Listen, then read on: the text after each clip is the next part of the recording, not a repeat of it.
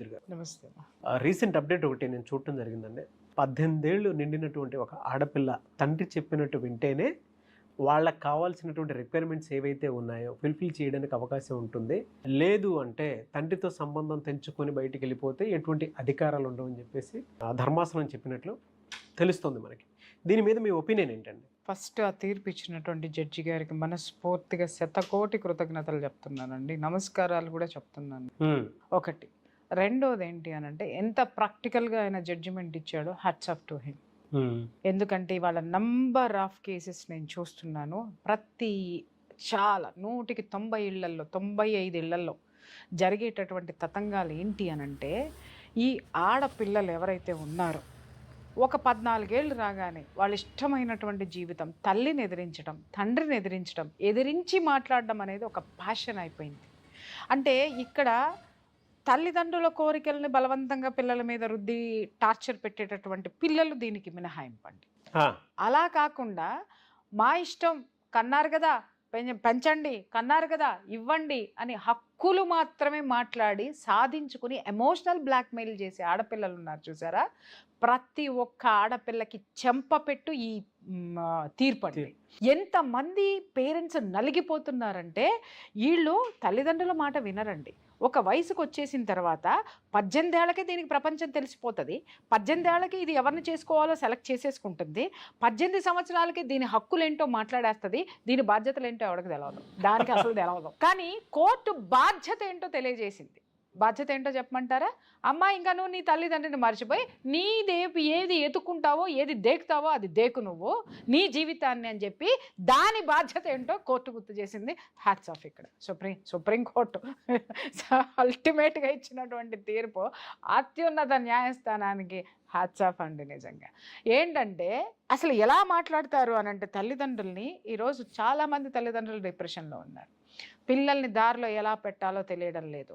ఇంకొక విషయం ఏంటంటే నాగరాజు గారు, సుప్రీంకోర్టు తీర్పు అయితే ఇచ్చింది, కానీ సుప్రీంకోర్టు తీర్పు ఇచ్చినంత మాత్రాన ఎంతమంది తల్లిదండ్రులు దాన్ని ఫాలో అవుతారు అనేది ఇక్కడ ప్రశ్నార్థకము.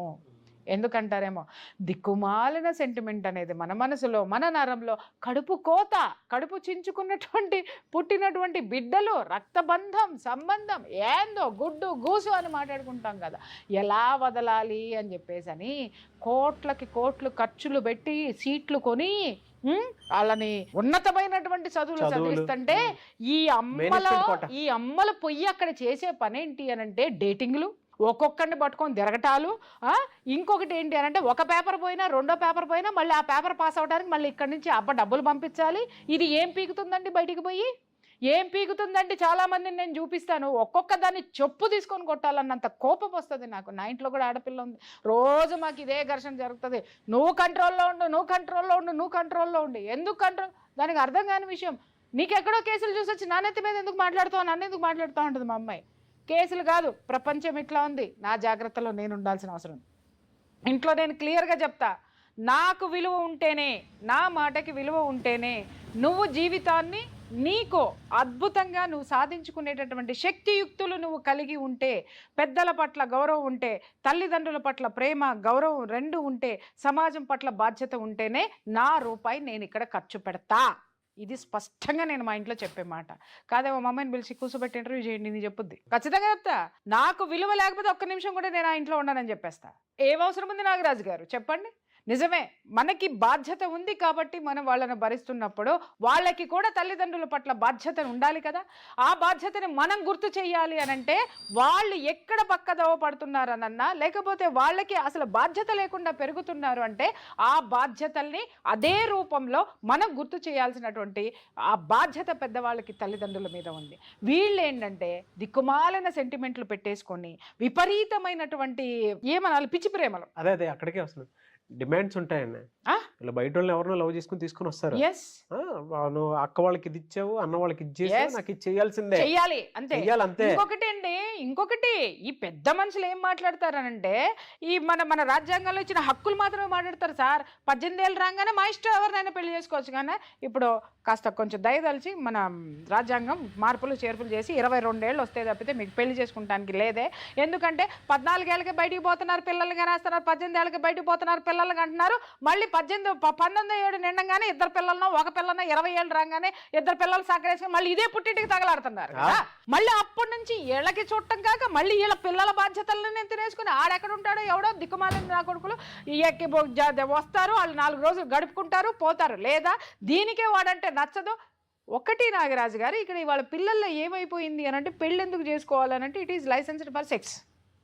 ఓకే, ఎవరికైనా సరే ఆ రూపంలో చేసుకుంటున్నారు తప్ప ఈరోజు ప్రేమ పెళ్ళిళ్ళు చేసుకున్న వాళ్ళు ఎంతమంది బంధానికి కట్టుబడి ఉన్న వాళ్ళని వేళ్ల మీద లెక్క పెట్టాల్సిన అవసరం ఉంది నాగరాజు గారి. వాళ్ళ ఎన్ని కేసులు ఎక్కడ చేసుకున్నారమ్మా అంటే ఇంట్లో ఎదిరించి చేసుకున్నారు పెళ్ళి. మరి ప్రేమ పెళ్ళే కదమ్మా, ఇప్పుడు ఎందుకు ఇలా ఉన్నారంటే 10 సంవత్సరాలండి, అప్పుడు అలా లేడండి, ఇప్పుడు ఇలా ఉన్నాడంటే అప్పుడు వాడు నటించాడు, అప్పుడు ఇది నటించింది.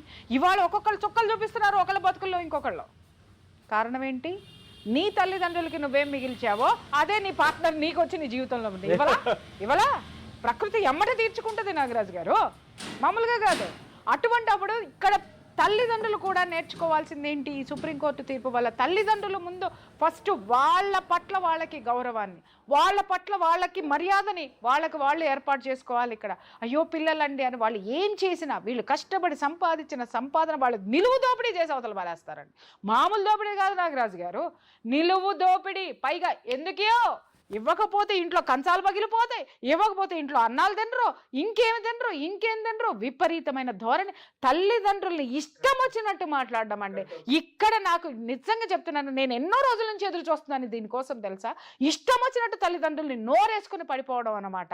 గౌరవం లేదు, బాధ్యత లేదు. అరే నువ్వు పుట్టక ముందు నుంచి నీ తండ్రి కుక్క చాకిరీ చేసి నానా కష్టాలు పడి రూపాయి ఖర్చు పెట్టి సమాజంలో నీకు ఒక మర్యాద గౌరవాన్ని ఇస్తే నువ్వు వచ్చి ఆ గౌరవ మర్యాదల్ని నీ ఇష్టం వచ్చిన జీవితానికి నువ్వు గడపడం కోసం తీసవతల బారేసి నీ ఆస్తులు నావే, నీ అధికారం నాదే, అన్నీ నావే, కానీ నీకు సంబంధించినటువంటి నా మీద నీకు హక్కు మాత్రం నీకు ఏ విధంగానూ లేదు అని చెప్పేసి నువ్వు మాట్లాడడంలో ఎవడిచ్చినాడు నీకు హక్కు? ఇవాళ సరిపోయిందా? సుప్రీంకోర్టు పీకవతలు పడదొప్పింది నీ హక్కుని. ఏడవండి వాళ్ళ ఆడపిల్లలందరూ, ఇట్లాంటి ఆడపిల్లలందరూ కలిసి కొంతమంది అక్కడితో ఆగరండి, బయట ప్రతి 10 మందికి చెప్పేస్తారు ఇంట్లో నాకు సుఖం లేదు, నాకు వాల్యూ లేదు, ఇంట్లో అయ్యో ఇప్పుడు వచ్చేదంతా పంచాయతీలంతా అదే కదా నాగరాజు. వచ్చిన 100 కేసుల్లో నాకు చూస్తే 40 కేసులు ఇవే ఉన్నాయి. ఏంటి అని అంటే నన్ను ప్రేమగా చూడరండి, వాళ్ళు ఇష్టం వచ్చినట్టే ఉండమంటారండి. నిజమే, ఇలాంటివి కొన్ని చోట్ల ఉన్నాయి, కాదని నేను అనట్లేదు. అక్కడ నీ హక్కు ఏంటో నువ్వు సాధించుకో, నీ హక్కు సాధించుకో. అది బయటకు వచ్చి వీళ్ళు ఏం చేస్తారు, ఓ దిక్కుమాలి నా కొడుకు మొత్తం పోయి వీళ్ళదంతా చెప్పేసి కూర్చుంటారు. వాడేం చేస్తాడు, అమ్మా వీళ్ళింటో ఎంత డబ్బు ఉంది, నా మామగాడు అంటే వీడికి మామగాడు, వీడు అప్పుడే ఊహించేసుకుంటాడు నా మామగాడు. ఏం మాట్లాడతారండి వాళ్ళు, నా మామగాడికి ఎంత ఉంది రోయ్, అవి వచ్చేస్తారా అదంతా మందే రోయ్. ఈడేంటి మట్టసంగా కూర్చుని ఊరికినే వచ్చే డబ్బు కోసం దీనికి ఎర వేసి దీనికి ఇది చేసి దాన్ని మొత్తం వాడుకుంటానికి ఈడు సిద్ధంగా ఉంటాడు. అది ఈ పిచ్చముండకి తెలిసి సావదు. ఎప్పుడు తెలిసి అవుతుంది? ఒకళ్ళని కన్నాకో, ఇద్దరిని కన్నాకో, లేకపోతే ఒక 9 నెలలో 6 నెలలో లేకపోతే 2 సంవత్సరాల్లో కాపురం చేసిన తర్వాత వాడు ముసిగిలా తీసి చూపించిన తర్వాత అప్పుడు బేర మంది దడుచుకొని మళ్ళీ అప్పుడు తల్లిదండ్రులే కావాలి నాగరాజు గారు, మళ్ళీ అప్పుడు తల్లిదండ్రులే కావాలి. ఇంకొకటి, వాడిని చేసుకున్న తర్వాత వాడు చేసే ఎమోషనల్ బ్లాక్మెయిల్కి మళ్ళీ తండ్రి ఆస్తి కావాలి, మళ్ళీ తల్లి నగలు కావాలి, మళ్ళీ తల్లి సపోర్ట్ కావాలి, మళ్ళీ తండ్రికి తెలియకుండా తల్లులు డబ్బులు కట్టలు ఇచ్చినటువంటి తల్లులు నాకు ఎంతోమంది తెలుసు అండి. ఇలా ప్రేమలు చేసుకొని లేచిపోయి బయటకు వచ్చేసి వాళ్ళని భ్రష్టు పట్టించి రోడ్డు మీద పడేసి నానా ఇది చేసి చివరికి ఆడితో పడక మళ్ళీ ఇదే పేరెంట్స్ దగ్గరికి వచ్చి మళ్ళీ ఒక సంబంధం చూసుకొని అప్పుడు స్థిరపడినటువంటి ఆడపిల్లలు కోకోళ్ళలు ఉన్నారు. మీకు తల్లిదండ్రులు అంత సపోర్ట్ ఉన్నప్పుడు అసలు తల్లిదండ్రులు మీకు బానిసలా లేకపోతే మీకు పెద్దలా? మీ జీవితానికి సంరక్షకులా బానిసలా చెప్పండి? బానిసల్లాగా చూస్తున్నారు, సంరక్షకులాగా కాదు. సంపాదించే బానిసల్లాగా చూస్తున్నారు. వీళ్ళు ఏమన్నా అంటే కనుక ఒప్పుకోకపోతే వాళ్ళని రచ్చకీర్చి నానా బీభత్సం చేసి నానా భ్రష్టు పట్టించేటటువంటి జీవితాలని ఎన్ని చూస్తున్నాం మనము. సో ఈ తీర్పు ద్వారా నేర్చుకోవాల్సింది ఏంటంటే తల్లిదండ్రులు అండి. ఫస్ట్ దిక్కుమాలినటువంటి సెంటిమెంట్లు పెట్టుకొని వాళ్ళు ఏది చేసినా అయ్యో నా పిల్ల ఏమైపోతుందో, అయ్యో నువ్వు ఎంత కాపలా కాసినా దాని మనసు మారనంత వరకు అది నాశనం అయ్యే వైపే అడుగులు వేస్తుంది. నువ్వు ఎప్పుడైతే స్ట్రిక్ట్గా కఠినంగా ఉంటావో, అరే నేను ఈ గడప దాటాను అంటే నా తండ్రికి ఇష్టం లేనటువంటి పని చేశాను అని అంటే నాకు ₹1 నా తండ్రి దగ్గర నుంచి రాదు, లేదా నా తల్లిదండ్రుల సపోర్ట్ ఉండదు, నా బతుకు రోడ్డు మీద పడుతుంది అనేటటువంటిది ఒక అవగాహన అమ్మాయికి నువ్వు ముందే కలిగించి ఉన్నట్టయితే కనుక ఇలా సిచ్యుయేషన్ అనేది రాదు. ఫస్ట్ ఆఫ్ ఆల్ చెప్పాలనుకుంటే ఎన్నిసార్లు మనం మాట్లాడాలి, ఎన్నిసార్లు మనం ఇలాంటి విషయాల మీద డిస్కస్ చేసుకున్నాం. ఈరోజు మాత్రం నాకు చాలా సంతోషంగా ఉందబ్బా, చాలా సంతోషంగా ఉంది. కాబట్టి ఆడపిల్లల అమ్మ మీరు ఎదిరించి బాహాటంగా మీరు తెచ్చుకునే హీరోలు జీరోలు ఉంటారు కదా, ఆ జీరోలకు చెప్పండి, ఒరే అయ్యా నేను ఇంట్లో నుంచి జంప్ అయ్యి వచ్చానంటే నాకే విధమైనటువంటి ఆస్తి రాదు, నా బాబు ఒక్క రూపాయి ఇవ్వడు, ఇంకా నాలాంటి తల్లులు ఉంటే శుభ్రంగా ఈ జడ్జిమెంట్ చూపించి మరీ బతికేస్తారు నిర్మోహాటంగా. నాగరాజు గారు, నీ తలరాత నువ్వు రాసుకున్నప్పుడు నేనెంతవరకు బాధ్యురాలని చెప్పండి. ఈ విధంగా మారకపోతే, తల్లిదండ్రులు మారకపోతే, నాకు సెంటిమెంట్ బోల్డ్ ఉంది కానీ అవతల సెంటిమెంట్ పేరుతోనో లేకపోతే మేం పుట్టాం మాకు హక్కు అనే పేరుతో జీవితాన్ని నాశనం చేసుకుంటుంటే, నాశనం చేసుకునే జీవితానికి ఓటు చచ్చినా వేయను, నాశనం చేసుకునే జీవితానికి సపోర్ట్ నేను చచ్చినా చేయను. వీడియో అట్లే ఇంట్లో పేరెంట్స్ కూర్చోబెట్టి చూపిస్తారు. 100% చూపించాలి, చూపించి తీరాలి. ఒక్క రూపాయి ఆడపిల్లకి ఇవ్వడం అనేది మానేయండి. ఎందుకు దారిలోకి రాదో నేను చూస్తాను నాగరాజు గారు, ఎందుకు రాదో చూస్తాను. ఈ విషయాల్లో నేనైతే హిట్లరేనండి. మా ఇంట్లో ఎవరికి మాకు అసలు ఇంకొకటి ఏంటంటే, అవతల మా వారు వచ్చి సపోర్ట్ ఇచ్చినా కూడా నేను ఒకటి చెప్తే, సపోర్ట్ ఇచ్చావు కదా మీ ఇద్దరు వెళ్ళండి, మీ ఇద్దరు ఉండండి, నాతోటి పెట్టుకోవద్దు మీరు. నన్ను ప్రేమించు 10 ఇస్తా, నన్ను గౌరవించు 10 గౌరవం ఇస్తా, నాకు విలువనివ్వు, నాకున్న విలువ మొత్తం నీకు ఇస్తా.